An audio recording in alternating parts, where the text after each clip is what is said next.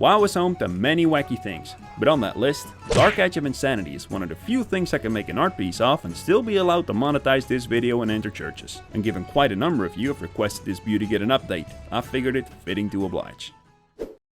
I started modeling Dark Edge of Insanity by outlining his little eyeball hole and working out from there. The weapon has these webs of slimy, gooey weird stuff that run out from the center to the edge of the axe head. I wanted these to be somewhat 3D, which explains the confusing mess of polygons you're watching me model here.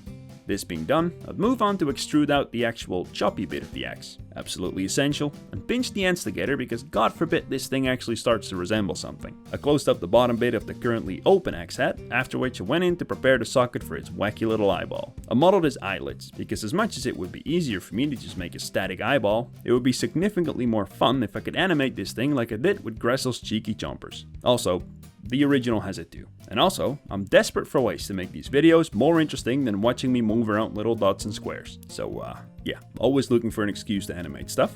The gist of the axe head done, I would make the neck of the weapon, giving it a nice curve outwards. Coming out of the bottom of this bit come a couple more similar little segments that stack their way down towards the handle of the weapon. This handle I would keep nice and low poly, because despite it not being made for a game, I like to make these things as if they are made for a game. And saving polygons where they add the least is just good practice to uphold. Which is funny for me to say, as I spend way too many damn polygons on this little stinger bit. Sometimes you just gotta take a leap of faith with me in these videos. When I model, I keep the ball rolling and just fix what needs fixing later, or I risk serious brain damage when I edit the footage. And I cannot afford to lose any more of my double-digit neuron count. Anyway, plopped his eyeball in, because it wouldn't be Dark Edge of Insanity without it. Then at last I went in and made the shape wackier and asymmetrical, which it initially wasn't for good reason, being first of all that it's useful to still have the symmetrical version on hand when I start painting, and second, the day you see me decide to model both sides individually, I've really lost the plot.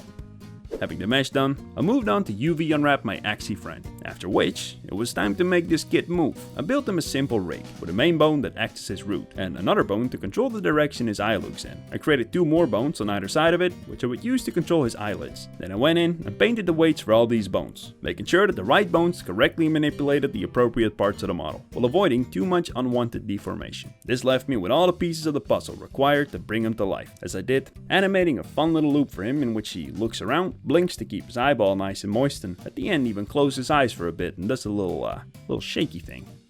And with that, my updated Dark Edge of Insanity looked something like this. Yes, I put the stinger on the wrong way. Sue me. Now to texture this thing, I started, as I've started many a time before, blotting in the basic colors for the model. And as far as colors go, Dark Edge of Insanity makes a bold statement. It can be very tempting with a design like this to wash out the saturation and get a lot more grounded with it all, but I wanted to make sure I did not do that. Indeed, I often take quite a bit of liberty with some of my remakes, aiming to maintain the character of the original while still trying to make it my own take. For this video, I figured I would switch it up and try to keep it a bit more faithful to the in-game version. Not a pixel for pixel copy, but closer than, say, my ATS remake. Anyway, on a different note, even though it's been a while since the announcement by the time this video goes up, I feel like I do need to talk about the absolute goddamn news of the century. Indeed, my friends, they have answered our prayers. Tier 2 is happening. In case any of you thought that I'm some sort of clown, let me remind you of the final few seconds of my own Judgment remake.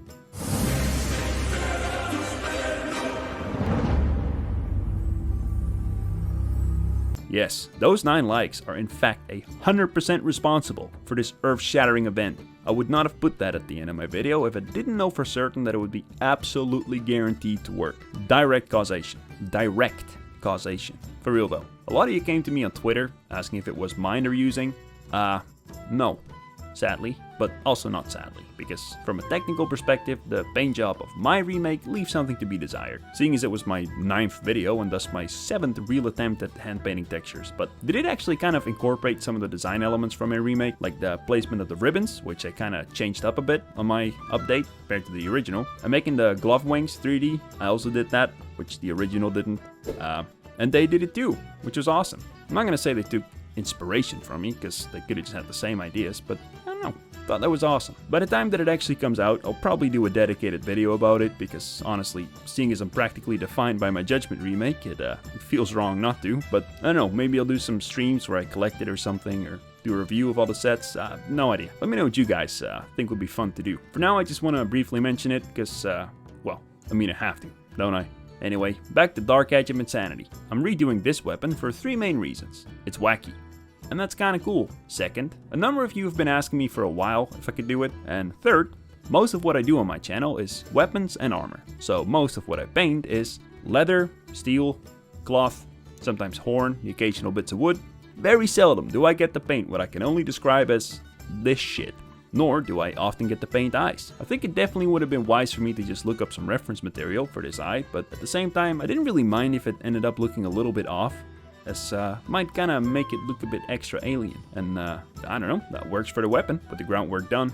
I went in with a finer brush to really lay the details down. Honestly, I had an absolute blast painting this thing. There's just so much going on and so many layers to all the components, and having to really fake the depth on the stringy bits by painting just made it all a lot more interesting to work on, as well as how specular it all is. All that said, as I'm sitting here slobbering on this weapon like a dog in heat, I just hope none of you remember me making fun of AQ gear a while back. Yeah. Special thank you to my awesome members and patrons. That's right, we have members now. Shout out to the newcomers, Average Swiss Guy, ×2 actually, Batu, Wizzy the Wizzle, Animation Service Station, Naransic Vince, Grove Watcher, Andrew, Igor Engelin, and Sites94. And as always, special thank you to the Ultra Mega Chads, Dinkeldork, Flora, and Wallace Vienna. You're all a bunch of legends.